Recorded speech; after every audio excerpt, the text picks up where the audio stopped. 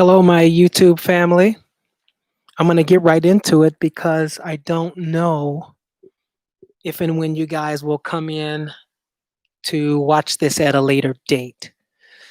So, this is the third part of Don't Overthink Your Swing.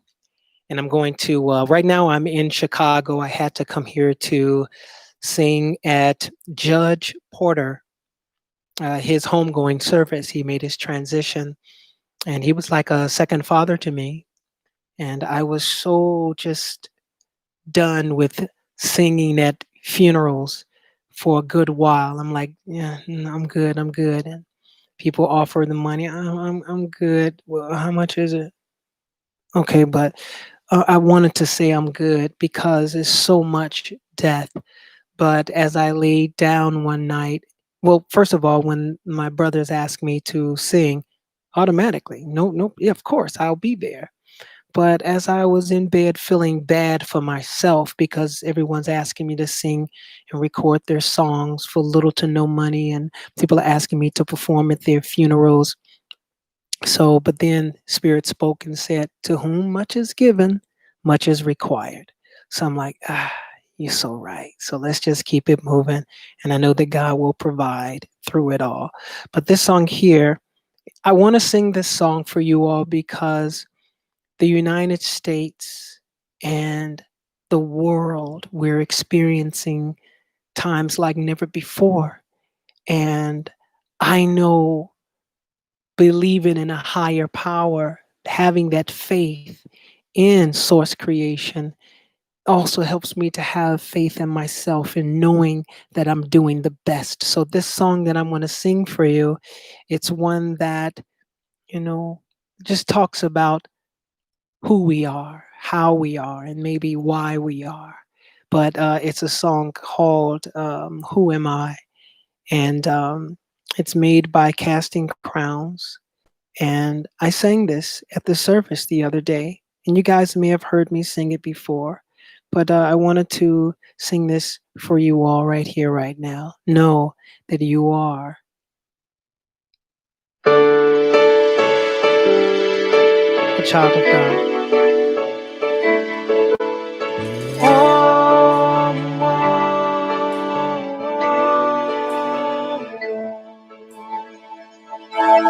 Who am I? The Lord of all the earth. Care to know my name, but care to feel my hurt. Who am I? Nothing bright and morning star, but choose to light the way for my ever wandering heart. Not because of who I am, but because of what you've done. Not because of what I've done, but because of who you are. I am a flower quickly fading, here today and gone tomorrow. A wave tossed in the ocean, a vapor in the wind. Still you hear me when I'm calling. You catch me when I'm falling. Told me who I am. I am yours.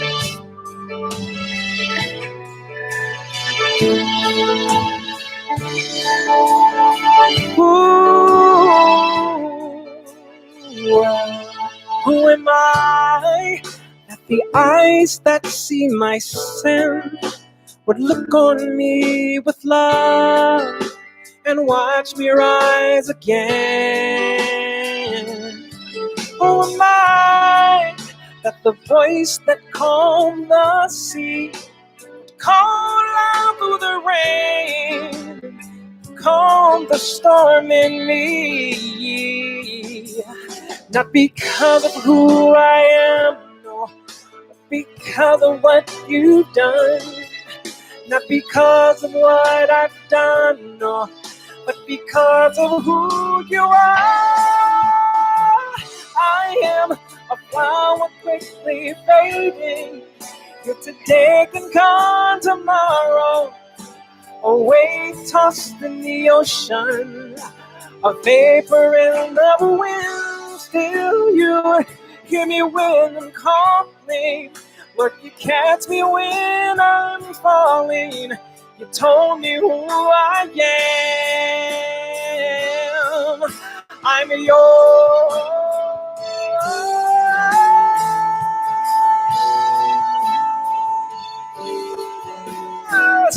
Oh, I'm certainly yours. I'm yours. Not because of who I am, but because of what you've done. Not because of what I've done, but because of who you are. I'm a flower that's fading, here today and gone tomorrow. A wave tossed in the ocean, I'm nothing but a vapor in the wind. Still you hear me when I call, and you catch me when I fall. You told me who I am.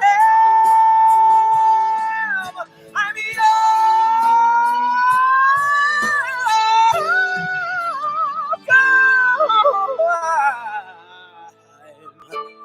yours. Hold on, y'all. Mom, can you bring me my charger, my computer off the bed, please? I'm at my mother's, and the battery's about to die. Ooh, well, whom shall I fear? What in the world will I fear? I'm yours.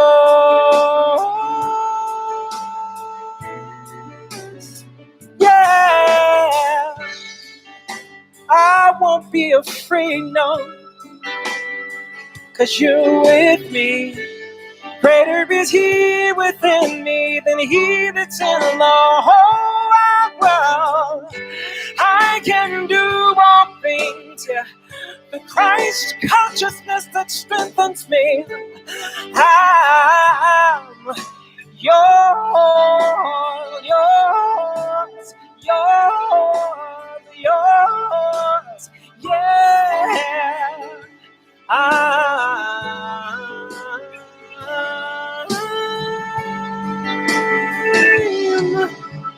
yours. So, my battery is about to die, and Mom's not hearing me, so I had to run and get my charger right quick. Be right back.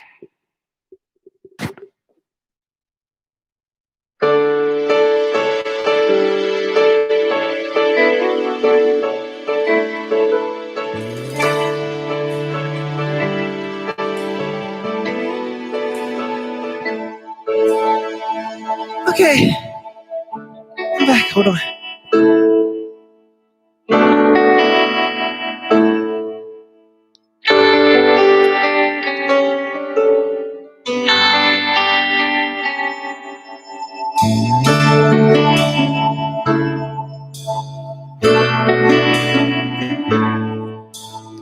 All right, we're safe. Hello, everybody. I hope you all are doing well. You should to stream into YouTube.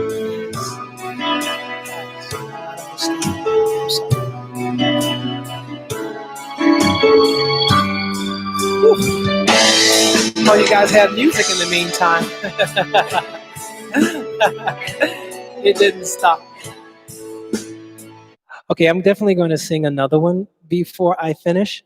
So I went to YouTube and I Facebook, and I shared there. And so I have a really good idea as to what I'm going to share with you guys.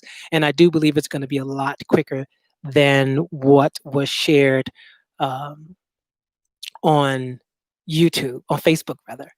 Hold on, let me see something.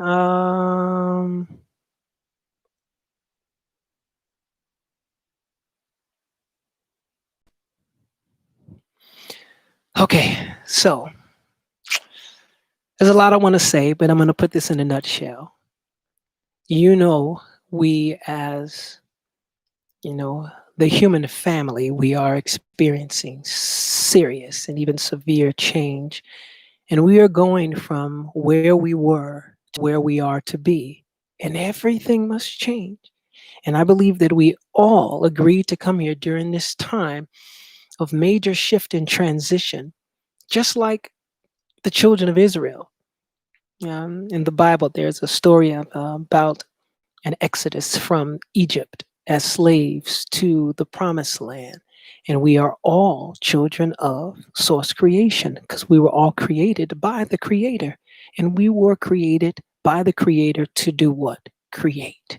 And the powers that be, they know this and they are creating, unbeknownst to us, things that would benefit them. So I would like to share with you all things that I believe would assist you in sharing what it is that source creation created you with, that literally brings about room, that creates opportunity. Your gifts, your talents, we all have something to to share that would be of a blessing of good tidings to other people. So that's what this is about, and I liken it to the Exodus in of Israel, the children of Israel rather, from Egypt, because we are actually exiting what was and becoming what is to be. So I'm going to share a story with you, and I'm going to share a personal experience of my own of what I went through while I was on The Voice on NBC. It really is a great story. So hang in there with me, and I want to sing one more song. Nita Pittman, great. I didn't miss the singing. Oh yeah, we got one more coming, Nita. I appreciate it. Hedge Val, you should stream in Twitch. Yeah, I'll have to look that up because I'm not sure. But thank you for the compliment on good singing. Melvina, it's a beautiful song. I love it when you sing it. Thank you. Cole, who am I? Yes, thank you so much, guys. I love you all very much. Okay, so here's a story about continuation of what I shared on last week. I was not prepared, but I'm like, you know what? I got to do it. I got to just keep it moving and just trust that where source creation guides, source will also provide with the wherewithal to do what it is that you've come here to do. Because, like they say in the Matrix, we're all here to do what we're here to do. And that is the truth. So, with me, I'm here to inspire, and I use my talents to do so. So, the children of Israel, they had already gone through this wilderness, 3 day wilderness experience from Shur to where they had no water for 3 days. Then they got to a place called Mara where they did get to some water, but because of the bitterness within them, when they got to the water, they made the water bitter. It was good, but then they turned it bad because of their own bitterness. You can have a dirty jar and you can put the most highly cleaned and alkaline water in that dirty jar, but once you put it in the dirty jar, that water becomes contaminated. And the water that was there in the land of Mara, when they tasted it, because they were bitter, it tasted bitter to them. How many of us have similar experiences today?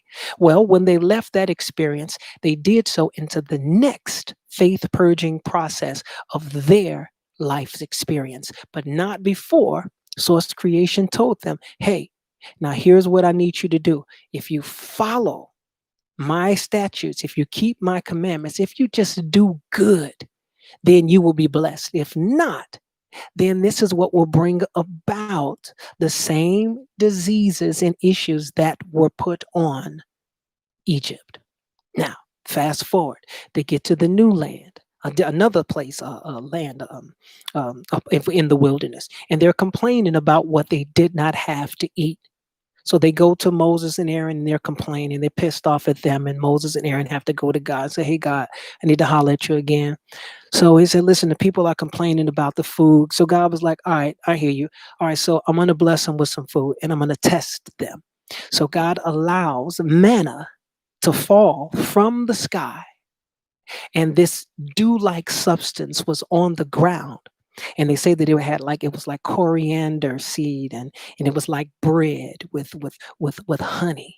and they enjoyed it. They liked it, but they still complained. So God sent them some quail. It was like chicken back in the day. And I can only imagine them having some fat from some of the animals that may have died from natural causes, rendered that fat in a nice little pot or something like that, and dropped some quail in there, or maybe baked it in the sun because it was so hot, or whatever the case may be. Maybe they made some chicken, some quail soup or stew or something. I don't know, but they had meat. But they were complaining so much. It's like, ah.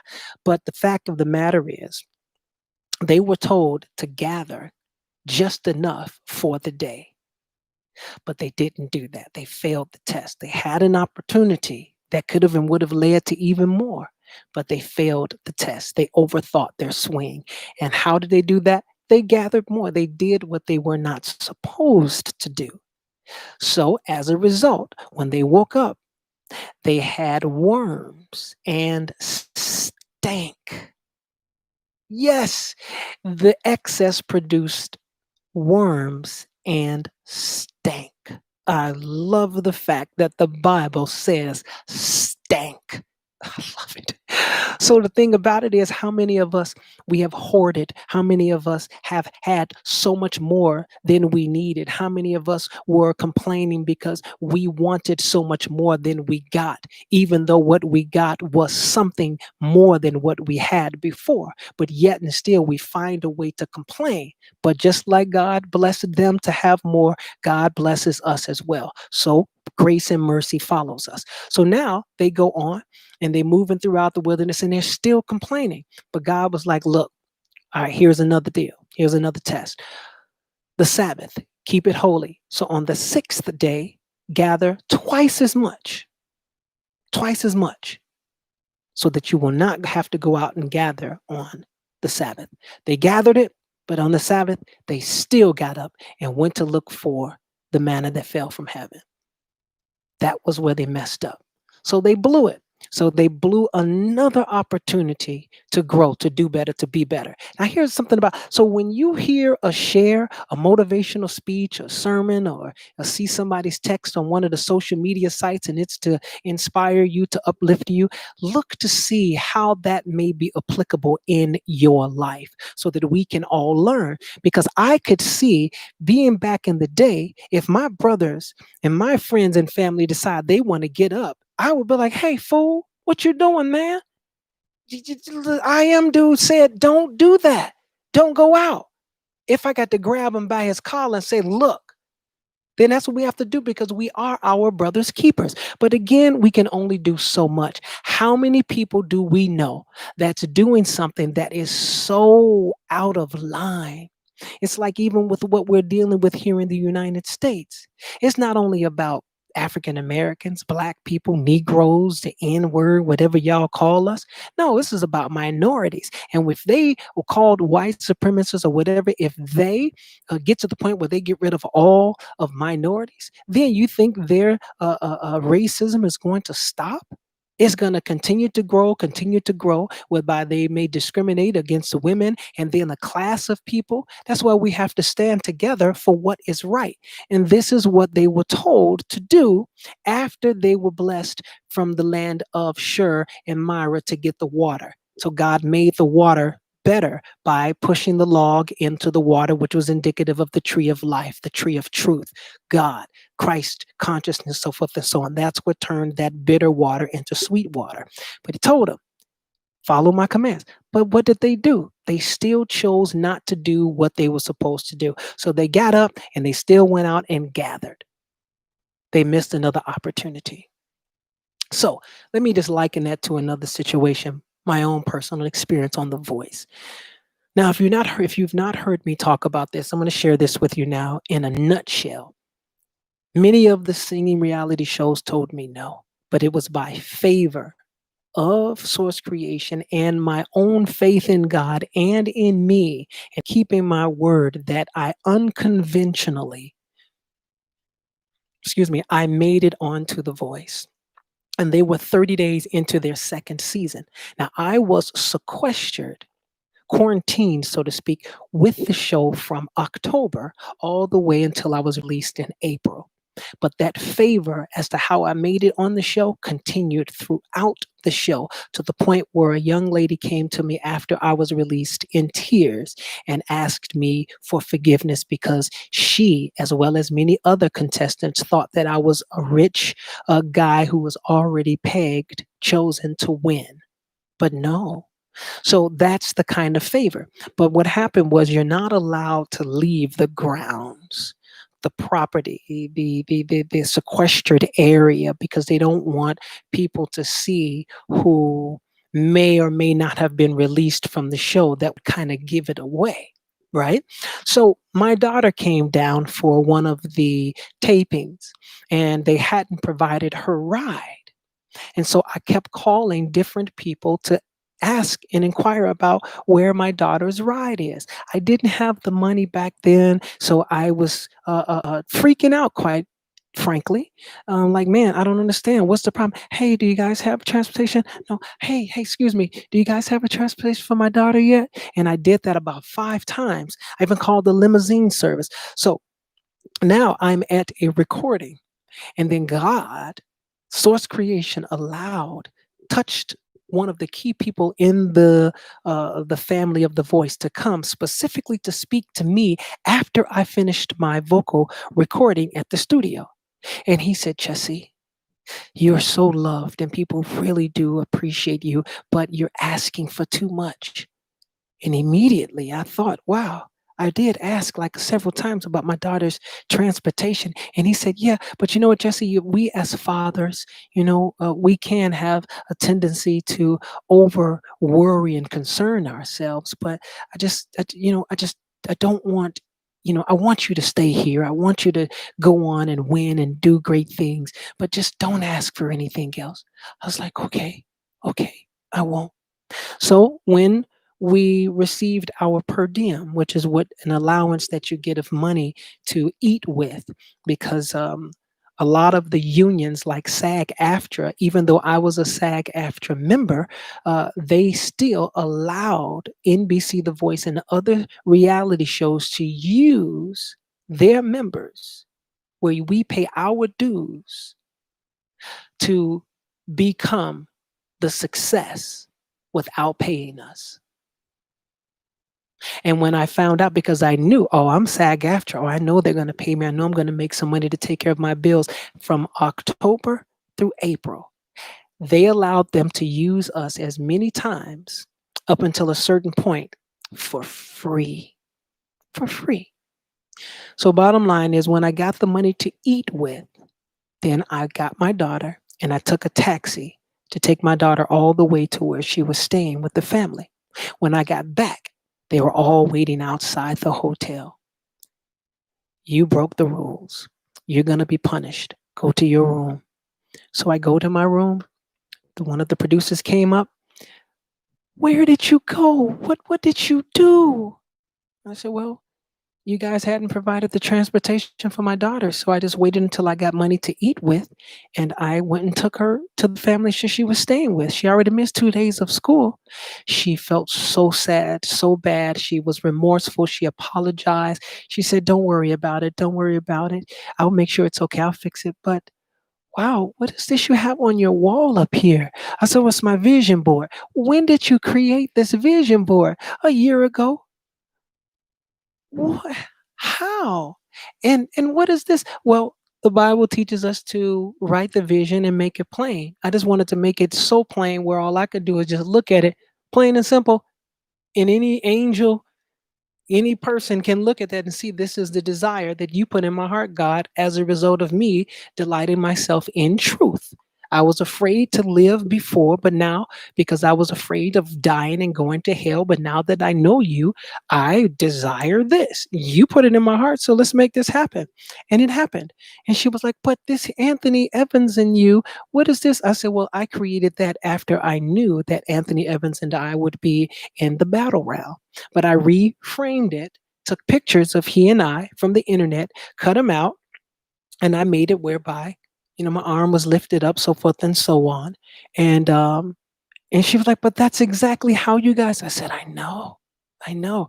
And she's like, "Well, Jesse, you know these artists, the other contestants, why don't you hang out with them? They say that you don't hang out, you don't do this." I said, "Well, I didn't come on here to hang out. I don't close down bars and things like that. I'm here to win and have fun. I meditate in the sun, while they're hanging out in the shade. That's just not who I am, but I could. Well, I think they could learn a lot from you, and you can probably get some things for them too." So it's like, okay. So yeah, I think it'll be great. Okay, great. But here's the thing. I panicked. God had already proven to me that He was with me because He was the one that made way for me to get onto the show. And after the many things of favor that unfolded up into that place, and now because of my daughter, I freaked out. I panicked and I overthought my swing. Overthought how she's going to get back. What is it going to do to her grades? What are the teachers going to say? What are the other contestants thinking? Because we're not supposed to have visitors, and yet my daughter's been here for 3, 4 days. What, when, where, how? No. Trust in God with all your heart. Lean not to your own understanding, the understanding that you naturally get as a result of what you see with your natural eyes. But when you really get to know God, you know that God is in you, and He works through you, and He'll begin to see through you through that spiritual eye, whereby you can see beyond the natural things like the sea that the children of Israel came upon that prevented them from seeing what God had beyond that. So it's the same thing. So when God allows you to have certain experiences, it's just a part of your faith purging process. How many of you have come up upon situations whereby you had opportunity to gather some things and you gathered more than you needed? And it caused issues within your family, within your friends, within your circle. How many of us have had opportunities to do some things that we were told not to do that caused a whole lot of extra issues, like a lot of people are doing today. We have a voice here in this country, and we have a first right amendment to voice our opinions. But when you go beyond that and get violent, you have to draw the line somewhere. We must stand up for what is right. If not, and as we don't, we are beginning to experience the very same things that God told the children of Israel. If you do these good things, then you will not have to experience the things of Egypt. And what did they do? They did not do what they were supposed to do, and they ended up having a similar experience like the children, like the Egypt. They had a famine of locusts that came and ate up everything, and then the children of Israel didn't do what they were supposed to. Then God allowed worms, maggots, to come and eat up what they had. Similar. And now here we are today. The powers that be, they're constantly stacking their coffers, constantly padding their pockets, constantly getting richer and richer and richer, not caring about the economy, getting richer and richer, not caring about other minorities, richer and richer and richer, not caring about the country and the people that are in need, but just padding their pockets, getting richer and richer and richer. And now the worms are coming. Now the maggots are coming. Now the locusts are coming and eating up the very thing that you coveted the most. History always repeats itself. So, what are the gifts that you have that could assist us? Just as the children of Israel went from where they were of imprisonment, a part of the system, to the promised land where they were free. That's what we're experiencing right now. So I'm here to encourage you to stir up that gift, that talent, study, read, do what you can while you're in this quarantine state. Study your gift, your talent. Begin to research and see how and what you could possibly do the moment this pandemic is over. So when the thing is done and they release us, you should be running full speed ahead, like I already know what I'm gonna do. You're running fast motion and you're moving and you're constantly doing things here and there because you had so much time to plan. But we have to trust in the higher source. We have to pray. We have to be the change that we desire for others to be the change that we want for the world and for others. We have to continue to acknowledge God in this and know that whatever you reap, you will sow. Many people are dying. So many people are dying. And there's so many people that we know who have experienced death. And there has to be a deeper root experience that's beyond what we can see because of all of the death, because of the economy, because of the people who were once judging African Americans, who things were done to for no reason at all. Now these things are being done to them. It's not about white supremacy suppressing black people and Spanish people. Now they're attacking their own people. You reap what you sow. So let's say something when we see something with our family and our friends who are doing things they know they have no business doing. Stand up to them. And hey, I'm just reminded of so many different films like The Matrix and so many others like Harry Potter. And God sends us messages through these films, you guys, and through these books. But hey, listen, that's kind of what I wanted to share with you all. And I'm so grateful to God for giving me what to say because I didn't know what I was going to say, but I couldn't worry. I knew that as God, if God guided me to share my talent, to uplift in a funeral service, and He was going to guide me with the provisions to share with you guys on today. So, hey, in conclusion, many of us are alone right now. Many of us are having such a time of hardship. And I sang this song earlier, and I'm going to sing it for you. And you guys have probably heard me sing it before. But this is a song I want to dedicate to those of you who may be alone, who may um, have lost someone in your life, um, and you feel alone. I know that I did, one day, and gratefully, my daughter was there with me. Excuse me.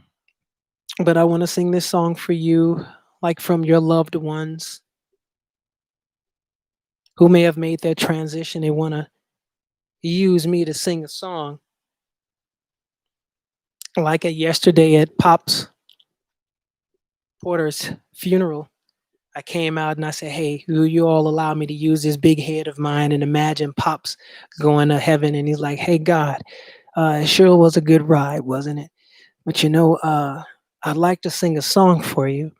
But my voice is a little scratchy from the transition and everything. But I have an adopted son, and he would sing all the time. We'd have holiday gatherings, and I'd always be the last one sitting in front of him to um, hear more songs. And he would say stuff like, "Sing another one." It's like, "Sure, pops. Well, what else you got?" Do you know they try to tell us we're too young to really be in love. They say that love's a word we've only heard, but can't begin to know the meaning of. And yet, we're not too young to know this love will last, though years may go. And then someday they may recall.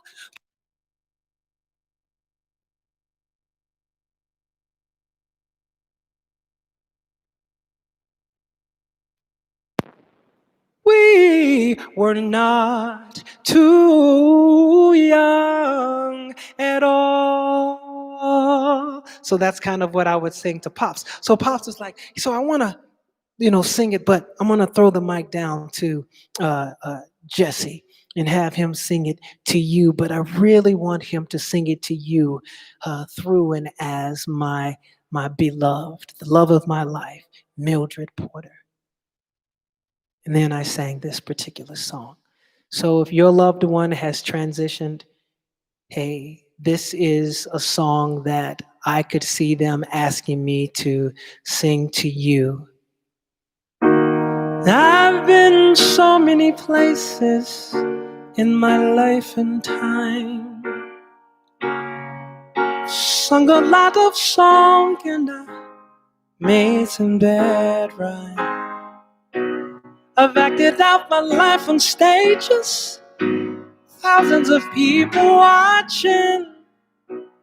We're all loud, and I'm singing this song to you. I know your image of me is what I hope to be. I treated you unkindly, but darling, can't you see?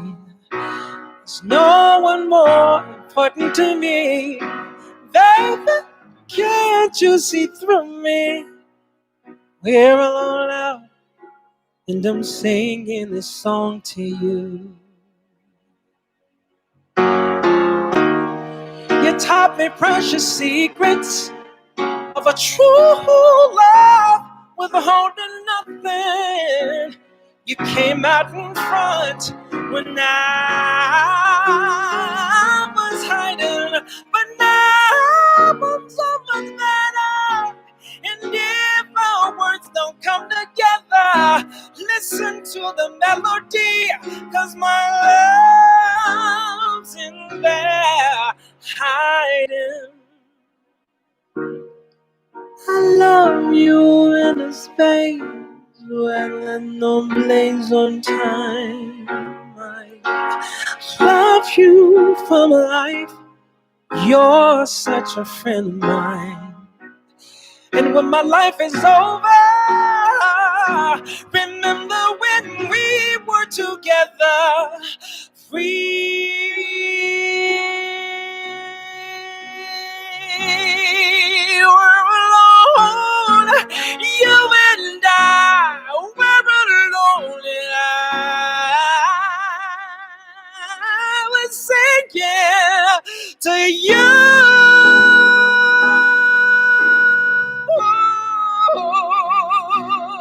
Singing it to you.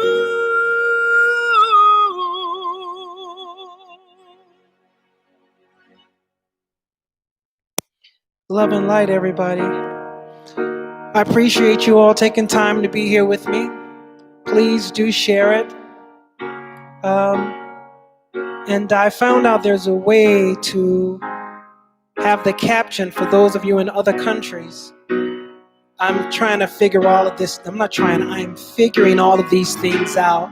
The various software that'll enable me to go on live here in Facebook, and the Facebook business page, fan page, and Instagram all at the same time.